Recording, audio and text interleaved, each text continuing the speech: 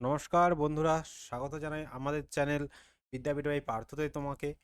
তুমি কি SSC GD constable পরীক্ষার জন্য প্রস্তুতি নিচ্ছ আর ভাবছো কোথা থেকে পড়বো, কি পড়বো? কারণ পরীক্ষা তো সামনেই, কতটা পড়লে আমাদের হবে?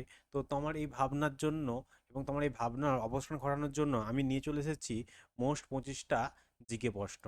এখান থেকে তুমি যদি জিকে প্রশ্ন অবশ্যই যদি করে থাকো 25টায়, তো আশা করি কমন পেয়ে যাবে। ঠিক আছে, দেখো এর আগেও 5-6টা ভিডিও বানিয়েছি এসএসসি নিয়ে। সে ভিডিওগুলো প্লাস এগুলো অবশ্যই কিন্তু তুমি দেখো, তোমার সাকসেস কিন্তু কেউ রুখতে পারবে না। তো এবং তুমি যদি চ্যানেলে নতুন হয়ে থাকো, অবশ্যই আমার চ্যানেলটাকে সাবস্ক্রাইব করবে এবং লাইক করবে। তোমাদের সাবস্ক্রাইব এবং লাইক কিন্তু আমাকে ভিডিও বানাতে আরও বেশি আগ্রহী করে তোলে। তো চলো শুরু করা যাক, বেশি কথা না বলে। দেখো, আজকে আমরা 25টা প্রশ্ন আলোচনা করব। প্রতিটা প্রশ্নই কিন্তু ভেরি ভেরি ইম্পর্টেন্ট একটা প্রশ্ন। ঠিক আছে, আজকের প্রথম প্রশ্ন দেখো, এবং তুমি দেখো তুমি কতটা নিজে পারছো। কারণ তুমি যদি বেশি করে, তুমি দিয়ে শেষে আমাকে কমেন্ট করে জানাবে তুমি 25টার কত পেলে। ঠিক আছে, তো চলো বেশি কথা না বলে শুরু করা যাক। দেখো, কলকাতায় কবে পাতাল রেল চালু হয়েছিল? প্রথম প্রশ্ন আমাদের এ অপশন দেখো: 1984, 1985, 1986, 1987। আমি 5 সেকেন্ড সময় দিচ্ছি তোমাদেরকে, তোমরা কিন্তু অবশ্যই কমেন্টে জানাবে। ঠিক আছে, তাহলে আমাদের প্রথম প্রশ্ন কি ছিল, যে কলকাতায় কবে পাতাল রেল চালু হয়? ওকে, তো দেখো এক্ষেত্রে সঠিক অ্যান্সার কী হবে বলো তো? এক্ষেত্রে সঠিক অ্যান্সার কিন্তু 1984। 1984 সালে কিন্তু কলকাতায় প্রথম পাতাল রেল চালু হয়েছিল। ওকে, আচ্ছা।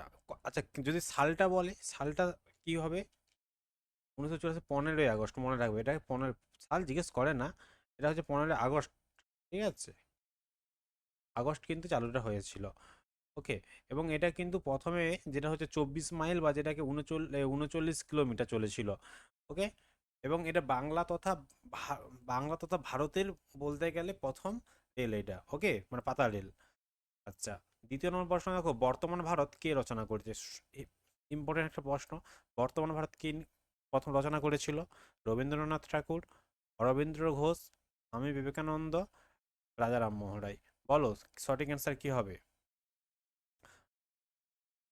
5 সেকেন্ড আমি তোমাদের সময় দিচ্ছি, যে বর্তমান ভারত কে রচনা করে।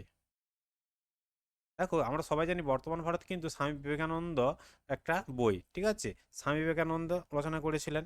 কত সালে রচনা করেছিলেন? পরীক্ষা যদি আসে মনে রেখে দেবে, 1899। 1899 সালে তিনি এটা রচনা করেছিল। ঠিক আছে, চলো নেক্সট প্রশ্ন দেখা যাক। জাতীয় কংগ্রেসের প্রথম অধিবেশন কোথায় বসে? জাতীয় কংগ্রেসের প্রথম অধিবেশন কোথায় বসেছিল? কলকাতা, সুরাট, লাহোর, বম্বে। সঠিক অ্যান্সার কি হবে? জাতীয় কংগ্রেস কবে হয়েছিল প্রথম গঠন? এটা গঠন হয়েছিল 1885। ঠিক আছে, প্রথম সভাপতি কে ছিল? সভাপতি ছিল উমেশচন্দ্র বন্দ্যোপাধ্যায়। উমেশচন্দ্র বন্দ্যোপাধ্যায় প্রথম সভাপতি ছিল। এবং এটা কোথায় হয়েছিল? প্রথম বম্বে। ঠিক আছে, যেটা মুম্বাই নামে পরিচিত বর্তমানে, সেই বম্বেতে প্রথম এই জাতীয় কংগ্রেসের অধিবেশন বসেছিল। আচ্ছা, কলকাতা হাইকোর্টের, কি বলছে পরের কোশ্চেন, যে কলকাতা হাইকোর্টের প্রথম মহিলা বিচারপতি কে ছিলেন? শ্রীমতী পদ্মা শাস্ত্রগিল, শ্রীমতী ফতেমা বিবি, শ্রীমতী মঞ্জুলা, আর উপরে কোনোটি নয়। সঠিক অ্যান্সার কি হবে বলো? আচ্ছা, কলকাতার প্রথম যদি মহিলা বলা হয় থাকে, তাহলে কিন্তু কি হবে বলো তো? এটা শ্রীমতী মঞ্জুলা, তাই না? শ্রীমতী মঞ্জুলা, তিনি কবে প্রথম মানে শপথ নিয়েছিলেন মনে আছে? কমেন্ট করে জানাও এটা, কবে তিনি করেছিলেন। ঠিক আছে, তাহলে শ্রীমতী মঞ্জুলা সঠিক অ্যান্সার হবে। আচ্ছা, কি পদ্ম খাস্তগির? না, এটা ভুল। আচ্ছা দাঁড়াও, একটু দেখে নিতে দাও তো।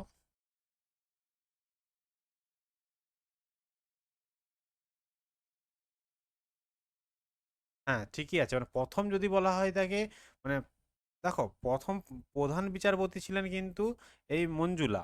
ঠিক আছে, দেখো এর আগে হচ্ছে বিচারপতি পদ্মা খাস্তগির কলকাতা হাইকোর্টের প্রথম মহিলা বিচারপতি 1984 সালে হয়েছিল। এবং এর প্রধান বিচারপতি ছিলেন কি মঞ্জুলা চেলচুর। ঠিক আছে, তাহলে এখানে আমাকে যেহেতু প্রথম মহিলা বলা হয়েছিল, তাই আমি এটাকে পদ্ম খাস্তগির করব। ঠিক আছে, একটু মিস্টেক হয়ে গেল আমার। ক্ষমা করবে। 5 নম্বর প্রশ্ন দেখো, কলকাতা কর্পোরেশনের প্রথম মেয়র কে? কলকাতা কর্পোরেশনের প্রথম মেয়র কে? জওহরলাল নেহেরু, মহাত্মা গান্ধী, দেশবন্ধু চিত্তরঞ্জন দাস, না সুভাষচন্দ্র বসু? এটা কিন্তু তো সঠিক অ্যান্সার সবাই জানি, আমাদের কলকাতা যে এখন জানো তো মেয়র পদ আছে কলকাতাতে, তো এই কলকাতার মেয়র পদে প্রথম আমাদের যে মেয়র হয়েছিলেন তিনি হচ্ছে দেশবন্ধু চিত্তরঞ্জন। ঠিক আছে, দেশবন্ধু চিত্তরঞ্জন দাস তিনি প্রথম মেয়র হয়েছিলেন। এটা সালটা কবে ছিল? সালটা ছিল 1924 আই থিঙ্ক। হ্যাঁ, 1924 সালেই হয়েছিলেন। 1924 সালের 16ই এপ্রিল। ঠিক আছে, 16ই এপ্রিল মনে রাখবে। 16ই এপ্রিল কিন্তু তিনি প্রথম আমাদের কলকাতার মেয়র হয়েছিলেন। আচ্ছা, 6 নম্বর প্রশ্ন দেখো, ভারত ও শ্রীলঙ্কাকে কোন প্রণালী বিচ্ছিন্ন করেছে? সঠিক, এক তো সবাই আমরা জানি যে যে ভারতের যদি ম্যাপটা দেখি এভাবে, এবং এখানে শ্রীলঙ্কা আছে, তো এদিকে একটা প্রণালী আছে, এটা কোন প্রণালী? যে প্রণালীটা ভারত এবং শ্রীলঙ্কাকে আলাদা করেছে, এটার নাম কি? অবশ্যই কিন্তু ফ্রক প্রণালী, তাই তো, ফ্রক প্রণালী। আচ্ছা। আচ্ছা, তোমরা যারা এই নোটসগুলো নিতে চাইছো পরীক্ষার আগে, অবশ্যই নোটস একবার যদি চোখ বুলিয়ে রাখা যায় খুব সুন্দর। তো আমার Telegram channel Vidyapith by Partha, আমি লিঙ্ক দিয়ে দেবো ডিসক্রিপশানে, ওই লিঙ্কে ক্লিক করবে। আর হচ্ছে তোমার আমি হোয়াটসঅ্যাপে নাম্বারও একটা দিয়ে দেবো, সেই হোয়াটসঅ্যাপে গ্রুপে তুমি জয়েন হতে পারো। আচ্ছা, নেপালের সর্বোচ্চ শৃঙ্গের নাম কি বলো তো? কারাকোরাম, কাঞ্চনজঙ্ঘা, মাউন্ট এভারেস্ট, না নন্দা দেবী? কি হবে দেখো, নেপাল তথা ভারতের ভারতের বলছি পৃথিবীর সর্বোচ্চ শৃঙ্গের নাম কি? Mount Everest. আচ্ছা, তোমরা আজকে একটু কমেন্ট করে জানাও আমাকে, যারা সিরিয়াস তারাই কিন্তু পারবে, যে বলো ভারতের সর্বোচ্চ শৃঙ্গ। ঠিক আছে, ভারতের সর্বোচ্চ শৃঙ্গ কি? ভারতের সর্বোচ্চ শৃঙ্গের নাম কি? অবশ্যই কমেন্ট করে জানাবে। ওকে। 8 নম্বর প্রশ্ন দেখো, ভারতের প্রথম ভাষা ভিত্তিক গঠিত রাজ্য কোনটি? তামিলনাড়ু, অন্ধ্রপ্রদেশ, কর্ণাটক, অসম? সঠিক অ্যান্সার কি হবে? প্রথম ভাষাভিত্তিক গঠন মানে ভাষার ভিত্তিতে প্রথম রাজ্য গঠন হয়েছিল কোনটা? আমরা অবশ্যই সবসময় পড়ে এসেছি অন্ধ্রপ্রদেশ, তাহলে সঠিক অ্যান্সার এক্ষেত্রে অন্ধ্রপ্রদেশ হয়ে যাবে। ওকে। আচ্ছা, 9 নম্বর প্রশ্ন দেখো, মেরিনা বিচ কোন শহরে আছে বলো তো? মেরিনা বিচ কোন শহরে রয়েছে? মুম্বাই, চেন্নাই, পুরী, কোচি? কি হবে? মেরিনা যদি বিচ বলা হয় তাহলে অবশ্যই কিন্তু এটা চেন্নাই, সঠিক অ্যান্সার চেন্নাই হয়ে যাবে। ঠিক আছে, এবং এটা ভারতের দীর্ঘতম বিচও বলা হয়ে থাকে। ঠিক আছে, যে ভারতের দীর্ঘতম বিচের নাম কি? সমুদ্র বিচ। তো অবশ্যই কিন্তু এটা সঠিক অ্যান্সার ওই মেরিনা বিচ হবে, যেটা হচ্ছে কোথায় আছে? এটা হচ্ছে চেন্নাইয়ে রয়েছে, মনে রাখবে। আর এটা কোন সাগর যদি বলা হয় থাকে, যে কোন মহাসাগর বা সাগর, এটা মনে হচ্ছে বঙ্গোপসাগর, তাই না? বঙ্গোপসাগর, বঙ্গোপসাগর, বঙ্গোপসাগরে অবস্থিত মেরিনা বিচ। চারমিনার কোন শহরে অবস্থিত? খুব একটা ইম্পর্টেন্ট প্রশ্ন। চারমিনার, 4টা মিনার যুক্ত কোন শহর? হায়দ্রাবাদ, সেকেন্দ্রাবাদ, বেঙ্গালুর, বিজাপুর? সঠিক অ্যান্সার কি হবে? চারমিনার কিন্তু আমরা হায়দ্রাবাদে দেখতে পাই, তাহলে সঠিক অ্যান্সার এখানে হায়দ্রাবাদ। ঠিক আছে। আচ্ছা, সিলিকন ভ্যালি, সিলিকন ভ্যালি কোন শহরকে বলা হয়? কমেন্টে জানাবে। কোন ভ্যালি, কোন শহরকে বলা হয়? কমেন্টে জানাও। 11 নম্বর প্রশ্ন দেখো, ভারতের প্রথম উপরাষ্ট্রপতি কে ছিলেন? এ সর্বপল্লী রাধাকৃষ্ণন, বি জাকির হাসান, সি গোপালকৃষ্ণ স্বরূপ পাঠক, ডি সিভি গিরি? বলো সঠিক অ্যান্সার কি হবে? ভারতের প্রথম উপরাষ্ট্রপতি কে? অবশ্যই কিন্তু ডক্টর সর্বপল্লী রাধাকৃষ্ণন, তাই তো? আচ্ছা, মনে রাখবে ডক্টর সর্বপল্লী রাধাকৃষ্ণনের জন্মদিনে কিন্তু আমরা কি বলতো শিক্ষক দিবস পালন করি। জন্মদিন না মৃত্যুদিন?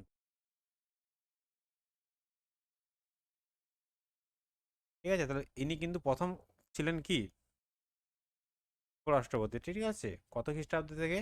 এটা হচ্ছে 1952, 1952 থেকে হয়েছিল, এবং 1962, 1952 থেকে 62 উপরাষ্ট্রপতি পদে ছিলেন। আচ্ছা, তার জন্মদিনই পালন করা হয়। 12 নম্বর প্রশ্ন, ভারতের একমাত্র মহিলা মুখ্য নির্বাচন কমিশনের নাম কি? ভারতের একমাত্র মহিলা মুখ্য নির্বাচনের নাম কি ছিল? শ্রীমতী কিরণ দেবী, ফতেমা বিবি, রমা দেবী, না কোনোটি নয়? এই ফতেমা বিবিটা হাইকোর্টের মানে হাইকোর্ট না সুপ্রিম কোর্টের প্রথম বিচারপতি ছিলেন মহিলাদের মধ্যে, ফতেমা বিবি, তাই না? ফতেমা বিবি কে ছিলেন? ফতেমা বিবি মনে হচ্ছে ওই সুপ্রিম কোর্টেরই। ঠিক আছে, হ্যাঁ, ভারত প্রথম সুপ্রিম কোর্টের তাহলে এখান থেকে এটা হবে না। তাহলে এখানে রমা দেবী না কিরণ দেবী হবে বলো? অবশ্যই কিন্তু এটা রমা দেবী হবে। হ্যাঁ, মনে রাখবে, মহিলা মুখ্য নির্বাচন কমিশনার ছিলেন রমা দেবী, ভারতের প্রথম। আচ্ছা, বর্তমানে কে আছে? জ্ঞানেশ কুমার। ভারতের প্রথম নির্বাচন কমিশনার কে ছিল? অনেকবার প্রশ্ন আছে। ছেলেদের মেয়েদের মধ্যে বললাম কে? রমা দেবী। মহিলা, তাহলে পুরুষদের মধ্যে কে ছিল? সুকুমার সেন, পি কে সুন্দরাম, নগেন্দ্র সিং, এদের মধ্যে কোনোটি নয়। দেখো, প্রথম যদি বলা হয় থাকে তখন সুকুমার সেন হয়ে যাবে সঠিক অ্যান্সার। কি হবে? সুকুমার সেন। ঠিক আছে। 14 নম্বর প্রশ্ন দেখো, ভারতের কোন কেন্দ্র শাসিত হবে এটা গো? কেন্দ্র শাসিত, শাসিত, এটা ভুল হচ্ছে। কেন্দ্র শাসিত অঞ্চলটি আয়তনের সর্ব আয়তনে সবচেয়ে ছোট, মানে ভারতের কোন কেন্দ্রশাসিত অঞ্চলটা আয়তনে সব থেকে ছোট? আন্দামান নিকোবর দ্বীপপুঞ্জ, লাক্ষাদ্বীপ ও মিনিকয়, দমন ও দিউ, না দাদরা এবং নগর হাভেলি? তোমরা কমেন্টে একটা আমাকে জানাও একটু প্লিজ, যে বর্তমানে কটা আছে রাজ্য আমাদের কেন্দ্রশাসিত অঞ্চল? কেন্দ্রশাসিত অঞ্চল বর্তমানে কটা কেন্দ্রশাসিত অঞ্চল আছে আমাকে কমেন্ট করে জানাও। আর সবচেয়ে ছোট কিন্তু লাক্ষাদ্বীপ এবং মিনিকয়, মনে রাখবে। ঠিক আছে। 15 নম্বর প্রশ্ন দেখো, ভারতের কোন রাজ্যের আয়তন সবচেয়ে বড়? ভারতের মধ্যে সবচেয়ে বড় রাজ্য কোন? রাজস্থান, মহারাষ্ট্র, উত্তরপ্রদেশ, মধ্যপ্রদেশ? সঠিক অ্যান্সার কি হবে? আমরা যদি ম্যাপে দেখি, সরি, ম্যাপে দেখলে সবচেয়ে দেখতে পাবো রাজস্থান হচ্ছে আয়তনের দিক থেকে বড়। ঠিক আছে, জনসংখ্যার দিক থেকে কে বলো? উত্তরপ্রদেশ। আচ্ছা, মণিপুরীকে ভারতের মণি বলেছেন কে? জওহরলাল নেহেরু, ইন্দিরা গান্ধী, জাকির হোসেন, উপরে কোনোটিই নয়? বলো। মণিপুরটা আমরা জানি আমাদের যে সপ্ত সিস্টার রয়েছে তার মধ্যে একটা সিস্টার, মানে যে তোমার হচ্ছে নর্থ ইস্টের দিকে যে 7টা রাজ্য রয়েছে তার মধ্যে একটা মণিপুর। তো এই মণিপুরকে ভারতের মণি বলেছেন কে? জওহরলাল নেহরু বলেছিলেন। ঠিক আছে। 17 নম্বর প্রশ্ন দেখো, আরব সাগরের রানী নামে পরিচিত কে? আরব সাগরের রানী কোচি, কলকাতা, কোহিমা, চণ্ডীগড়? দেখো, আরব সাগরের রানী বলতে কোচিকে বোঝায়। ঠিক আছে, এই কোচিটা কোথায় আছে? কেরালা। আচ্ছা, কেরালা নতুন নাম কি? কেরালাম, তাই তো। তার কোচি। 18 নম্বর প্রশ্ন দেখো, ভারতের জাতীয় প্রতীকে কয়টি সিংহ রয়েছে? আমাদের ভারতের জাতীয় যে প্রতীক, কয়টি সিংহ রয়েছে? 2টি, 4টি, 3টি, 1টি? সঠিক অ্যান্সার কি হবে? দেখো, সঠিক অ্যান্সার কিন্তু 4টি। 4টি সিংহ আমরা আমাদের যে ভারতের যে জাতীয় প্রতীক আছে তাতে এখানে দেখতে পাবো। ঠিক আছে। সঠিক অ্যান্সার দেখো, সরি, 19 নম্বর প্রশ্ন, মাদার টেরিজা কোন সালে ভারতরত্ন পুরস্কার পেয়েছিলেন? মাদার টেরিজা কোন সালে পেয়েছিলেন? 1980, 1979, 1981, 1982? সঠিক অ্যান্সার কি হবে? অবশ্যই কমেন্ট করে জানাও। সঠিক অ্যান্সার কিন্তু 1980। তিনি 1980 সালে কিন্তু ভারতরত্ন পুরস্কার পেয়েছিলেন। আচ্ছা। আচ্ছা, একটা এখান থেকে একটা কোশ্চেন দিয়ে যাচ্ছি তোমাদেরকে, বলো। আচ্ছা, আমি বলে দিচ্ছি, ভারতরত্ন কবে চালু হয়েছিল? 1954। ঠিক আছে, এবারে তোমার কমেন্টে যেটা জানাবে, প্রথম কারা পেয়েছিল? প্রথম কারা পেয়েছিল? আমি একটা বলে দিচ্ছি, 3জন পেয়েছিল। প্রথম 3জন পেয়েছিলেন, সেই 3জনের নাম কি? অবশ্যই কিন্তু কমেন্ট করে জানাও। দেখি তোমরা কত দূর পড়াশোনা করেছো। তোমরা হয়তো ভালো ভালো স্যারের কাছে তো পড়াশোনা করেছো, তো এগুলো বলে যাও অবশ্যই। ভারতের প্রথম উপগ্রহ কোনটি? রোহিণী 1, ভাস্কর, আর্যভট্ট, অ্যাপেলো?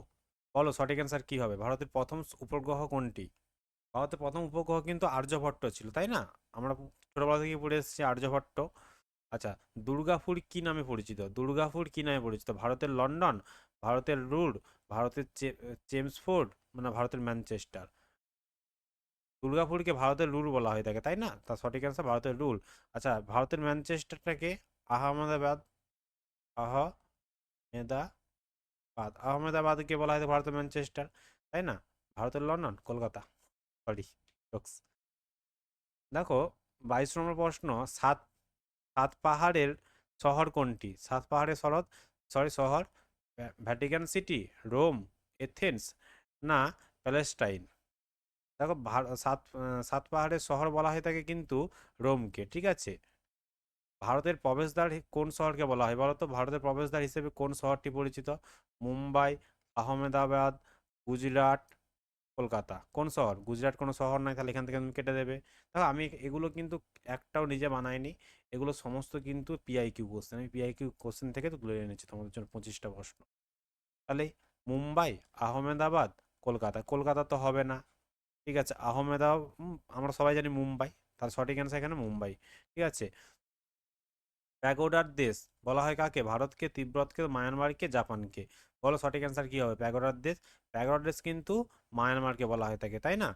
আচ্ছা, আজকে শেষ প্রশ্ন দেখো, বাংলার অক্সফোর্ড নামে কোন শহরটি পরিচিত? নবদ্বীপ, ত্রিবেণী, মেদিনীপুর, হুগলি? বলো কোন শহরকে বাংলার অক্সফোর্ড বলা হয়ে থাকে? আজকে শেষ প্রশ্ন, যারা চ্যানেলে নতুন তারা চ্যানেলটাকে সাবস্ক্রাইব করবে। আর যারা তোমার এসএসসি জিডির জন্য প্রিপারেশন নিচ্ছ বা অন্য কোনো চাকরির জন্য প্রিপারেশন নিচ্ছ, আমার ইউটিউব চ্যানেলে গিয়ে আমার তোমাদের জন্য অনেক জিকে ভিডিও বানানো রয়েছে। সমস্ত আমার যতগুলো জিকে ভিডিও সমস্ত কিন্তু পিআইকিউর উপরেই হয়ে থাকে, ঠিক আছে। আর তোমরা জানো পিআইকিউ কতটা ইম্পর্টেন্ট, তো তোমরা অবশ্যই কিন্তু সাবস্ক্রাইব করতে ভুলবে না। এবং এই নোটসগুলো পেতে কিন্তু আমি লিঙ্কে, ডিসক্রিপশনে যে লিঙ্ক দেবো সেখানে ক্লিক করবে, এবং হোয়াটসঅ্যাপে আমি আমার নাম্বার দিচ্ছি, সেই হোয়াটসঅ্যাপ নাম্বারেও তুমি জয়েন হতে পারো, ঠিক আছে। তো দেখো সঠিক অ্যান্সার এখানে বাংলার অক্সফোর্ড নামে পরিচিত অবশ্যই কিন্তু নবদ্বীপ। হুম, এবারে দেখো একটা নাম্বার দিচ্ছি, হোয়াটসঅ্যাপ নাম্বার, যেটা তোমরা কিন্তু জয়েন করবে, ঠিক আছে। দেখো নিচে লেখা আছে একটা, আমি দেখো পাল্টি দিই, এই দেখো 9475909767, এই যে এই নাম্বারটা কি বলতো? এই নাম্বারটা হচ্ছে আমার হোয়াটসঅ্যাপ গ্রুপের নাম্বার। এই গ্রুপে তুমি লিঙ্ক জয়েন হয়ে থাকো, আমি কিন্তু নোটসগুলো সমস্ত কিছু ফ্রিতে দিয়ে দেবো, ঠিক আছে। তোমরা পড়ো, চাকরি পাও, আমি এটাই চাই। ওকে, ধন্যবাদ সবাইকে। এবং তোমরা কমেন্টে কিন্তু জয় হিন্দ লিখতে ভুলবে না, ঠিক আছে। আচ্ছা, এরপরে কিন্তু আমাদের একটা থিওরি বেস ক্লাস আসছে, সেটাও তোমরা দেখবে, সেখানেও কিন্তু আমাদের খুব ইম্পর্টেন্ট একটা হবে। এবং আজকে সন্ধ্যায় ঠিক ছটা ঠিক ছটার সময় কিন্তু তোমাদের জন্য আবার একটা জিকে আসছে, পিআইকিউ জিকে। ওকে, ধন্যবাদ সবাইকে।